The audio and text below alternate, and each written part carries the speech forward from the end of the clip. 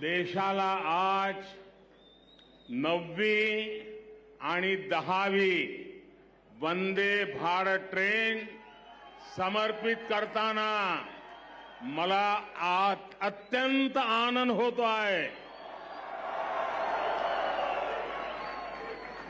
महाराष्ट्र के मुख्यमंत्री श्रीमान एकनाथ जी, उप मुख्यमंत्री देवेंद्र जी, मंत्रिमंडल के मेरे साथीगण, महाराष्ट्र के मंत्रीगण, सभी सांसदगण, विधायकगण, अन्य सभी महानुभाव, भाइयों और बहनों, आज का दिन भारतीय रेल के लिए, विशेष रूप से मुंबई और महाराष्ट्र की आधुनिक कनेक्टिविटी के लिए बहुत बड़ा है. आज पहली बार एक साथ 2 वंदे भारत ट्रेनें शुरू हुई है. ये वंदे भारत ट्रेनें मुंबई और पुणे जैसे देश के आर्थिक सेंटर्स को हमारे आस्था के बड़े केंद्रों से जोड़ेंगी. इससे कॉलेज आने जाने वाले, ऑफिस और बिजनेस के लिए आने जाने वाले, किसानों और श्रद्धालुओं सभी को सुविधा होगी. ये महाराष्ट्र में पर्यटन और तीर्थ यात्रा को बहुत अधिक बढ़ावा देने वाली है. शिरडी में साईं बाबा का दर्शन करना हो, नासिक स्थित रामकुंड जाना हो, त्र्यंबकेश्वर और पंचवटी क्षेत्र का दर्शन करना हो, नई वंदे भारत ट्रेन, ये सब बहुत आसान होने वाला है. इसी प्रकार मुंबई सोलापुर वंदे भारत ट्रेन से पंढरपुर के विठ्ठल रखुमाई, सोलापुर के सिद्धेश्वर मंदिर, अक्कलकोट के स्वामी समर्थ या फिर आई तुलजा भवानी के दर्शन अब सबके लिए और सुलभ हो जाएंगे. और मुझे पता है कि जब वंदे भारत ट्रेन सह्याद्री घाट से गुजरे थी तो लोगों को प्राकृतिक सुंदरता का कितना दिव्य अनुभव होने वाला है. मैं मुंबई और महाराष्ट्र के लोगों को इन नई वंदे भारत ट्रेनों के लिए बहुत बहुत बधाई देता हूं. साथियों, वंदे भारत ट्रेन आज के आधुनिक होते हुए भारत की बहुत ही शानदार तस्वीर है. ये भारत की स्पीड, भारत के स्केल दोनों का प्रतिबिंब है. आप देख रहे हैं कि कितनी तेजी से देश वंदे भारत ट्रेन लॉन्च कर रहा है. अभी तक 10 ऐसी ट्रेनें देश भर में चलनी शुरू हो चुकी है. आज देश के 17 राज्यों के 108 जिले वंदे भारत एक्सप्रेस से कनेक्ट हो चुके हैं. मुझे याद है, एक जमाना था जब सांसद चिट्ठी लिखा करते थे कि हमारे क्षेत्र में स्टेशन पर ट्रेन को रुकने का कोई प्रबंध कीजिए, 1-2 मिनट का स्टॉपेज दे दीजिए. अब देश भर के सांसद जब भी मिलते हैं तो यही दबाव डालते, यही मांग करते हैं कि हमारे यहां भी वंदे भारत ट्रेन चला दीजिए. एक क्रेज है आज वंदे भारत ट्रेनों का. साथियों, मुझे खुशी है कि आज मुंबई के लोगों का जीवन आसान बनाने वाले प्रोजेक्ट भी यहां शुरू हुए हैं. आज जिस एलिवेटेड कॉरिडोर का लोकार्पण हुआ है वो मुंबई में ईस्ट वेस्ट कनेक्टिविटी की जरूरत को पूरा करेगा. मुंबई के लोगों को बहुत दिन से इसका इंतजार था। इस कॉरिडोर से हर रोज 2 लाख से ज्यादा गाड़ियां गुजर पाएगी और लोगों का समय भी बचेगा। अब ईस्टर्न और वेस्टर्न सबर्बन इलाकों की कनेक्टिविटी इसके कारण बेहतर हो गई है। कुरार अंडरपास भी अपने आप में बहुत अहम है। मैं मुंबईकरों को इन परियोजनाओं के पूरा होने पर विशेष बधाई दूंगा।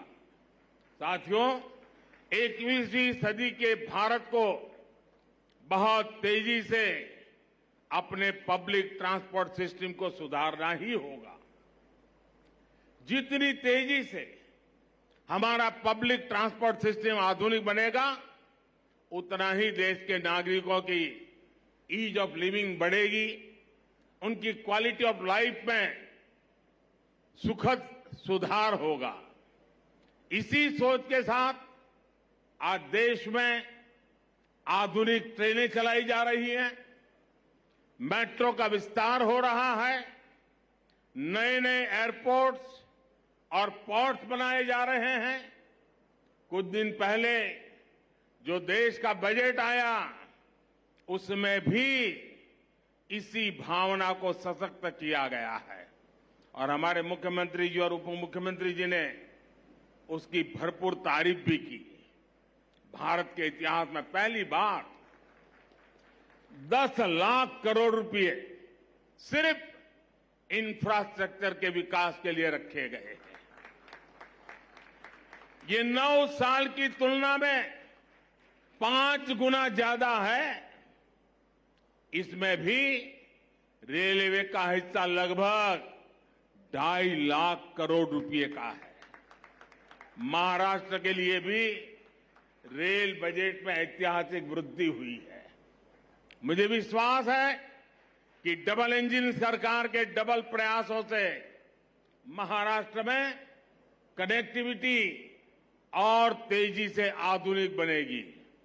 साथियों, इंफ्रास्ट्रक्चर पर निवेश किया गया हर रुपया नए रोजगार की संभावनाएं बनाता है। इसमें जो सीमेंट लगता है, बालू लगता है, लोहा लगता है, निर्माण में मशीनें लगती हैं, इनसे जुड़ी हर इंडस्ट्री को बल मिलता है। इससे बिजनेस करने वाले मिडिल क्लास को भी लाभ होता है, गरीब को रोजगार मिलता है। इससे इंजीनियरों को रोजगार मिलता है, श्रमिकों को रोजगार मिलता है। यानी इंफ्रास्ट्रक्चर जब बनता है तब भी सबकी कमाई होती है और जब तैयार होता है तो वो नए उद्योगों, नए बिजनेस के रास्ते खोलता है। भाइयों और बहनों, इस बार के बजट में मध्यम वर्ग को कैसे मजबूती दी गई है, इस बारे में मैं मुंबई के लोगों को विशेष तौर पर बताना चाहता हूं। चाहे सैलरीड क्लास हो या व्यापार कारोबार से कमाने वाला मध्यम वर्ग, दोनों को इस बजट ने खुश किया है। आप देखिए, 2014 से पहले तक क्या हाल था। जो भी व्यक्ति साल में 2 लाख रुपए ज्यादा कमाता था, उस पर टैक्स लग जाता था। भाजपा सरकार ने पहले 5 लाख रुपए तक की कमाई पर टैक्स में छूट दी और इस बजट में इसे 7 लाख रुपए तक पहुंचा दिया। आज जिस कमाई पर मिडिल क्लास परिवार का टैक्स 0 है, उस पर यूपीए सरकार 20% टैक्स लेती थी। अब ये युवा साथी जिनकी नई नई नौकरी लगी है, जिनकी मासिक आय 60-65 हजार रुपए तक की है, वे अब ज्यादा निवेश कर पाएंगे। गरीब और मध्यम वर्ग के हित में काम करने वाली सरकार ऐसे ही निर्णय लेती है। साथियों, मुझे पूरा विश्वास है कि सबका विकास से सबका प्रयास की भावना को सशक्त करने वाला ये बजट हर परिवार को ताकत देगा, हम सभी को विकसित भारत के निर्माण के लिए अधिक प्रोत्साहित करेगा। फिर एक बार मुंबई सहित पूरे महाराष्ट्र को बजट और नई ट्रेनों के लिए बहुत बहुत बधाई देता हूं, बहुत बहुत शुभकामनाएं देता हूं। आप सबका धन्यवाद। माननीय प्रधानमंत्री महोदय जी, और प्रधानमंत्री नरेंद्र मोदी ने मुंबई में 2 वंदे भारत ट्रेनों की सौगात दी है, उन्हें हरी झंडी दिखाई है। 8 ट्रेनें पहले से ही देश में चल रही थी और उसके बाद 9वीं और 10वीं वंदे भारत ट्रेन को हरी झंडी प्रधानमंत्री नरेंद्र मोदी ने दिखाई है। मुंबई में प्रधानमंत्री नरेंद्र मोदी ने एक साथ 2 वंदे भारत ट्रेनों को हरी झंडी दिखाकर रवाना किया है और कहा है कि यह महाराष्ट्र के लिए आज एक बहुत बड़ा दिन है। वहीं उन्होंने कहा कि पर्यटन और तीर्थ यात्रा को भी बढ़ावा मिलेगा। शिरडी को यात्रा, अब शिरडी की यात्रा बेहद आसान हो जाएगी। तो देखिए किस तरीके से इन 2 वंदे भारत ट्रेनों को पहली बार एक साथ हरी झंडी यहां पर दिखाई गई है। इससे पहले भारत में पहले ही 8 वंदे भारत ट्रेनें चल रही हैं, तो बड़ी सौगात यहां पर महाराष्ट्र को मिली है और आज महाराष्ट्र के लिए बहुत बड़ा दिन है, ये कहा प्रधानमंत्री मोदी ने। और पर्यटन और तीर्थ यात्रा को इन वंदे भारत ट्रेनों के जरिए और बढ़ावा मिलेगा। तो ये वो रफ्तार है जो महाराष्ट्र को एक बड़ी सौगात के तौर पर मिली है। 2 वंदे भारत यहां पर अब दौड़ती नजर आएंगी।